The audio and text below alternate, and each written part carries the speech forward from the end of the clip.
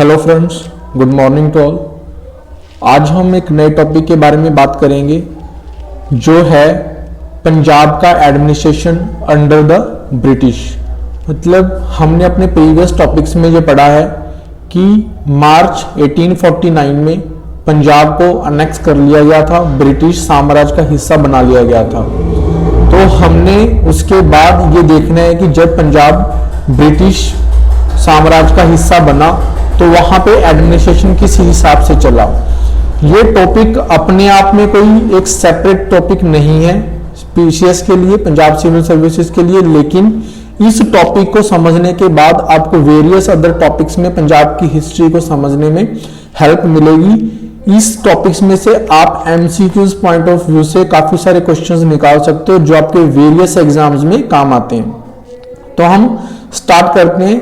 Start करने से पहले आपको इस टॉपिक के बारे में ओवरव्यू बता देता हूं कि एक तो आपको एडमिनिस्ट्रेशन के बारे में पता चलेगा, सेकंड थिंग आपको इसमें इंपॉर्टेंट ये बात पता चलेगी कि उस टाइम पे पंजाब में इंपॉर्टेंट रिफॉर्म्स उन्होंने क्या किए जिसकी वजह से 1857 का रिवोल्ट, जो आपका ये माना जाता है कि इंडिपेंडेंस का फर्स्ट रिवोल्ट था, फर्स्ट बैटल ऑफ इंडिपेंडेंस मानी गई वो, कि उस समय पंजाब ने इतना ज्यादा उसमें पार्टिसिपेट क्यों नहीं किया। तो उसके काफी सारे रीजंस भी आपको पता चलेंगे।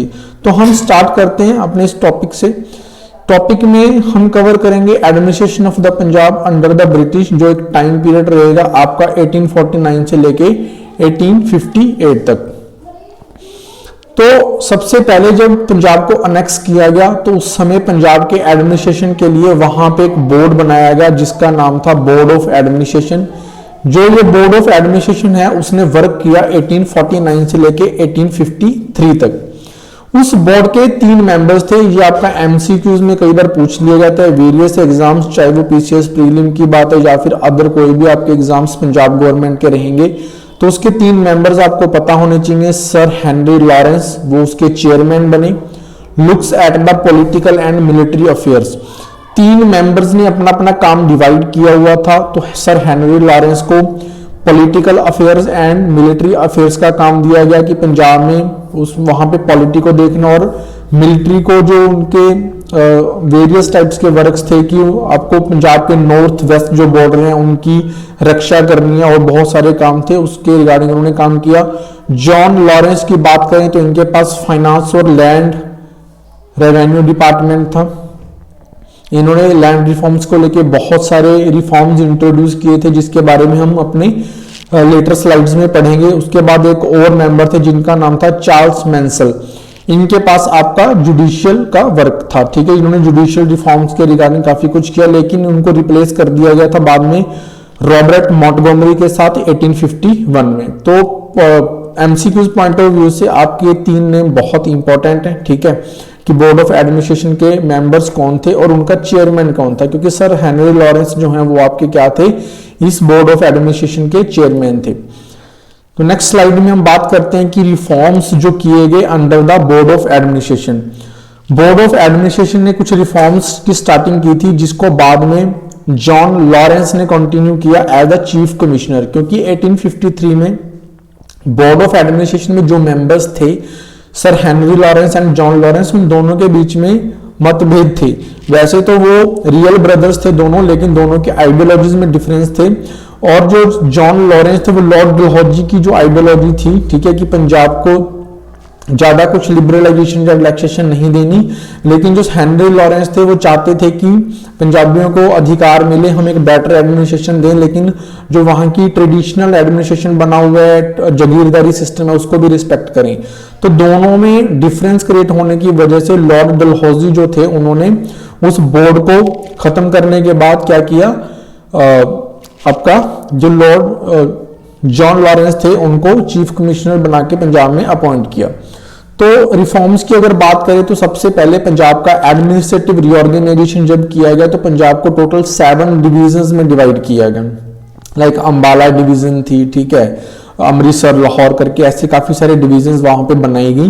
डिवीजन्स बनाने का ये मतलब था कि जब एक चीफ एडमिनिस्ट्रेटर होगा तो उसके नीचे जो होंगे, लाइक जैसे आज की बात होती है कि हर डिस्ट्रिक्ट्स में आपके डिप्टी कलेक्टर्स होते हैं, तो ऐसे करके उनको असिस्टेंस के लिए इजी हो जाएगा। ठीक है, 7 डिवीजन, सो दैट कि एक पर्टिकुलर डिवीजन में एक पर्टिकुलर एरिया रहे और उस एरिया के लिए उस डिवीजन का हेड की उसके लिए रिस्पॉन्सिबल रहे।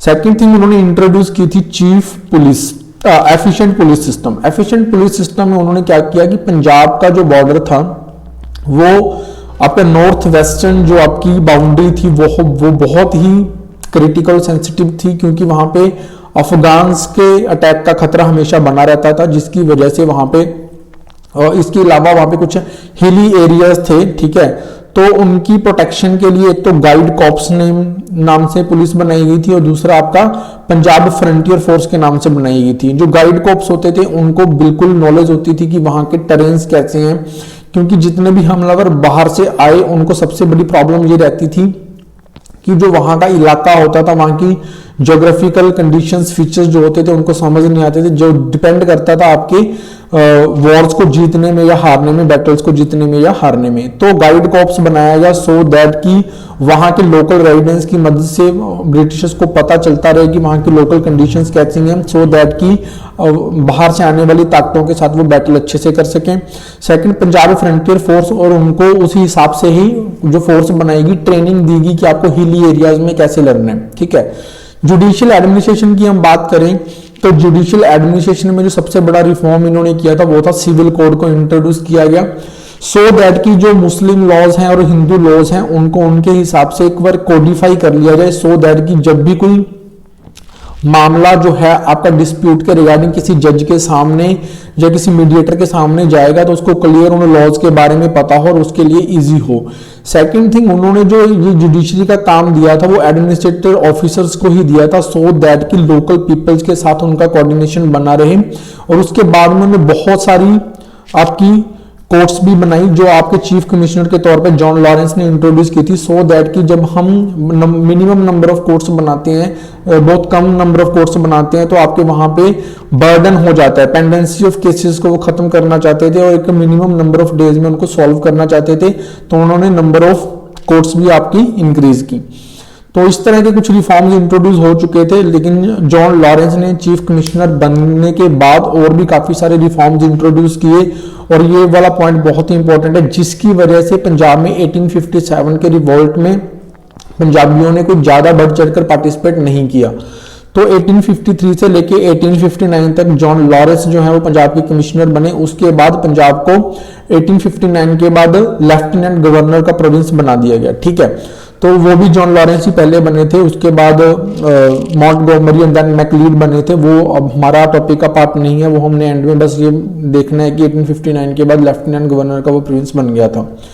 तो हम पहले इसके रिफॉर्म्स देख लेते हैं कि as a chief commissioner John Lawrence ने जो रिफॉर्म्स किए थे वो बहुत इंपॉर्टेंट हैं, जिसका इंपैक्ट बड़े लॉन्ग टाइम तक पंजाब के ऊपर रहा। पहला रिफॉर्म समरी सेटलमेंट का है। जॉन लॉरेंस, हम पहले ही बात कर चुके हैं पिछली स्लाइड में कि उनके पास फाइनेंस और लैंड रेवेन्यू का डिपार्टमेंट था, तो उन्होंने जब स्टार्ट किया तो समरी सेटलमेंट स्टार्ट की लैंड रेवेन्यू की। समरी सेटलमेंट का मतलब क्या होता था कि उन्होंने फार्मर्स के साथ, किसानों के साथ 2-3 साल के लिए कितना कर वो किसानों से लेंगे वो फिक्स कर देते थे, यानी कि इसको समरी सेटलमेंट बोलते थे। सेकंड थिंग, उन्होंने ये देखा कि कंडीशंस एग्रीकल्चर में अच्छी नहीं है, तो वहां पे कर जो है उसके ऊपर टैक्स जो लगाया जाता था पहले वो 1/5 ना करके उसको रिड्यूस किया गया, 1/8 1/6 किया गया, depending upon the productivity of the land, कि उस लैंड में से कितना आपको प्रोड्यूस हो रहा है। लेकिन उन्होंने ये फिक्स कर दिया कि जो हम टैक्स लेंगे वो किसी भी फॉर्म में नहीं लेंगे, किसी जैसे मान लो पहले जो बटाई कनकूट का सिस्टम होता था रणजीत सिंह के समय पे, तो हम कैश में ही आपका टैक्स लेंगे, जिसकी वजह से फार्मर्स को कुछ प्रॉब्लम्स हुई क्योंकि बहुत सारी फेमाइंस होती रहती थी। ठीक है, तो प्रोडक्शन होती नहीं थी, प्रोडक्शन अगर होती भी थी रिफॉर्म्स इंट्रोड्यूस करने के बाद जब प्रोडक्शन बढ़ी, लेकिन जब प्रोडक्शन बल्क में होगी तो प्राइसेस रिड्यूस हो गए, तो फार्मर्स को उनका रिवॉर्ड नहीं मिला, वापस रिटर्न नहीं मिली, तो वो टैक्स के तौर पे नकद में, कैश में पेमेंट नहीं कर पाते थे, जिसके बाद में उनको लॉसेस भी देखने को मिले। लेकिन अभी पहले एक बार आप रिफॉर्म्स की बात करोगे, देन उसके इंपैक्ट की बात करोगे कि वो पॉजिटिव रहे कि नेगेटिव रहे, लेकिन मैं दोनों चीजें आपको साथ साथ में बता दूंगा। सेकेंड थिंग हम बात करें डेवलपमेंट ऑफ कैनाल्स। तो कैनाल्स की जब हम बात करते हैं तो ये इरिगेशन के जितने प्रोजेक्ट्स हैं इन्होंने इंट्रोड्यूस किए। अपर बारी दोआब कैनाल की बात आती है, वेस्टर्न यमुना कैनाल की बात आती है, सरहंद कैनाल की बात आती है। इनके इंट्रोडक्शन करने की वजह से ये हुआ कि पंजाब का वो एरिया जो ज्यादा फर्टाइल नहीं था, जहां पे इरिगेशन की फैसिलिटीज अवेलेबल नहीं थी। वैसे तो पंजाब में रिवर्स तो बहुत थी, लेकिन 5 रिवर्स होने के बाद भी कुछ एरिया ऐसे रह जाते थे जहां पे पानी पहुंचता नहीं था। ठीक है, तो वहां पे पानी को पहुंचाया गया इरिगेशन करने के लिए, और आपके वहां पे लैंड की प्रोडक्टिविटी, जो आपके फार्म्स थे उनकी प्रोडक्टिविटी बढ़ी। तो उन्होंने कैनाल्स को भी डेवलप किया। इंट्रोडक्शन ऑफ द उसके बाद उन्होंने कैनाल्स के ऊपर एक आबियाना टैक्स भी लगाया था, जो नदी कर होता था। ठीक है, पानी लेने की बदले किसानों के ऊपर टैक्स भी लगाते थे। Introduction of the new types of the seeds, पहले के जो हम सीड्स यूज करते थे उनकी प्रोडक्टिविटी कम थी, नए टाइप के सीड्स को इंट्रोड्यूस किया गया। जो कनक है उसके लिए भी नए टाइप के सीड्स इंट्रोड्यूस किए गए, लेकिन प्रॉब्लम ये थी कि वो महंगे होते थे फार्मर्स को परचेज करने के लिए।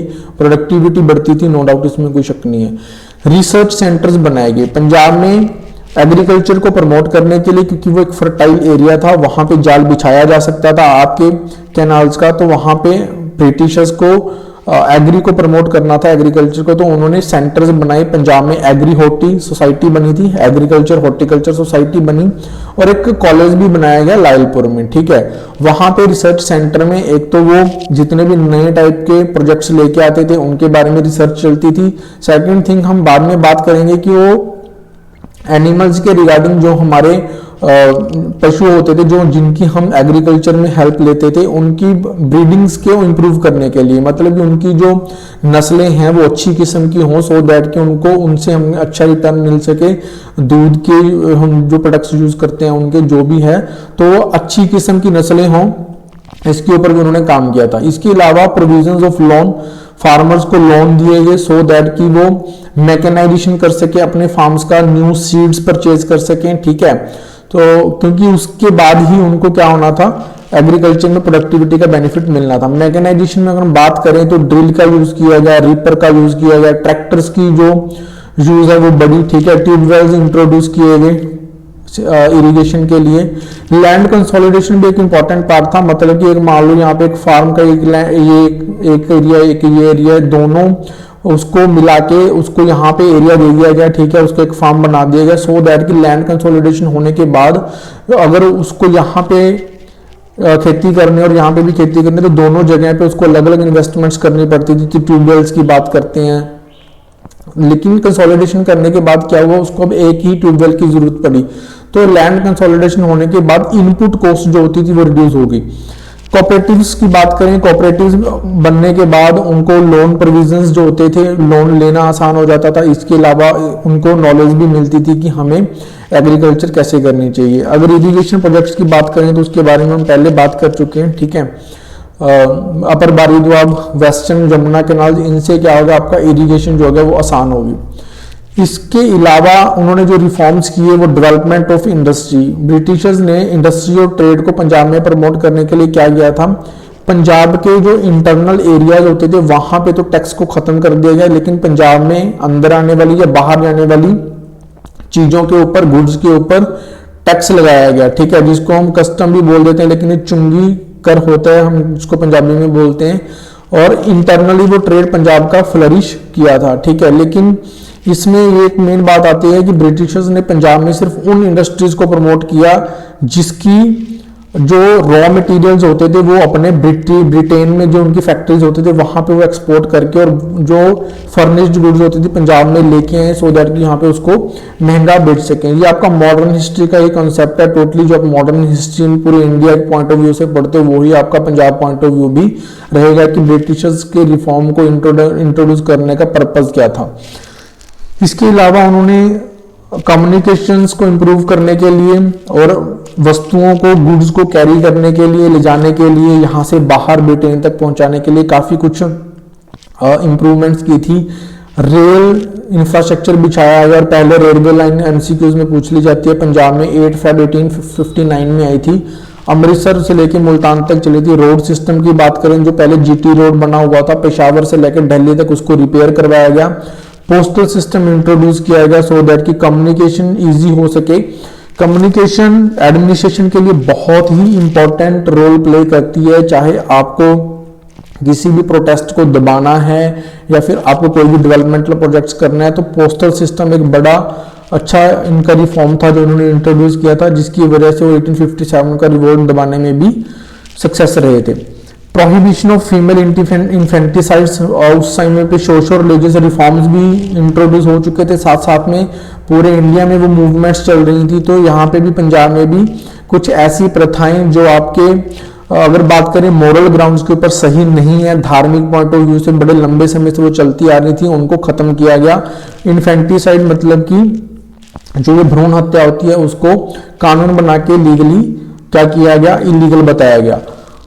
तो उसके बाद मॉडर्न एजुकेशन, वुड्स डिस्पैच ने 1854 में ये एक बनाया था, जिसका पर्पस था कि आप जो लोअर लेवल की एजुकेशन होती है उसको वर्नाकुलर लैंग्वेजेस में रखें, लेकिन हायर एजुकेशन के लिए आपका इंग्लिश इंट्रोड्यूस किया गया था। वेस्टर्न लाइन के ऊपर एजुकेशन पंजाबियों को देनी स्टार्ट की गई।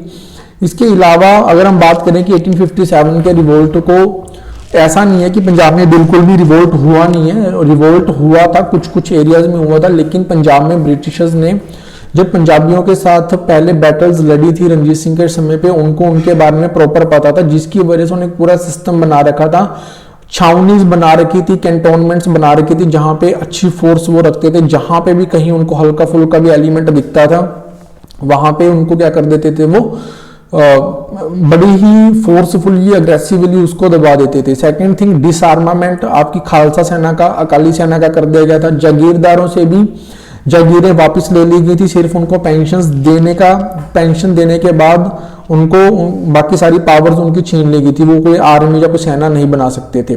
तो इस तरह के काफी सारे रिफॉर्म्स इंट्रोड्यूस किए गए थे। सेकंड थिंग, पंजाब में मुस्लिम और हिंदू कम्युनिटी के बीच में या सिखों के बीच में वो शुरू से एक कम्युनल एलिमेंट रहा ही है। उसका रीजन ये था कि 1857 के रिवोल्ट में जो रिवोल्ट था वो एक मुस्लिम बादशाह के नाम पे लड़ा जा रहा था और सिख इस चीज के लिए इंटरेस्टेड नहीं थे। सेकंड थिंग, जो हमने पहले पढ़ा था, फुल्किया रियासतें थी, पटियाला, नाभा, जींद, ये भी इन्होंने भी रिवोल्ट को दबाने के लिए अंग्रेजों की काफी मदद की थी। तो इस तरह के कुछ रिफॉर्म्स जो थे इंट्रोड्यूस किए थे, जिसकी वजह से 1857 का रिवोल्ट जो है पंजाब में इतना इम्पैक्ट नहीं कर पाया था। तो होप सो आप सभी को ये समझ आ गया होगा। हमारा पंजाब हिस्ट्री के टॉपिक्स रेगुलर चलते रहेंगे, ठीक है, हम यहाँ पे कंप्लीट कवर करेंगे। और अगर आपको समझ आ रहा है तो प्लीज लाइक कमेंट शेयर करते रहिए। अगर आपका कोई डाउट है या आप चाहते हो कि हम कुछ इंप्रूवमेंट्स लेके आए तो प्लीज कमेंट सेक्शन में कमेंट करके बताइए। Thank you.